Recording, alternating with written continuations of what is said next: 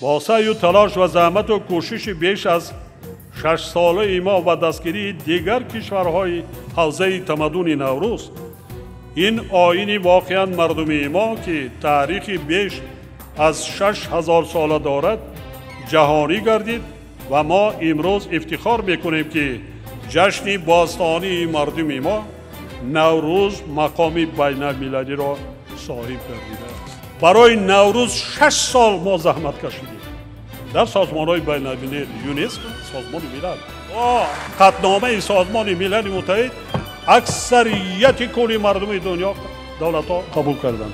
در تمام دنیا امروز با یک حرف میزنند: نوروز مبارک باشد.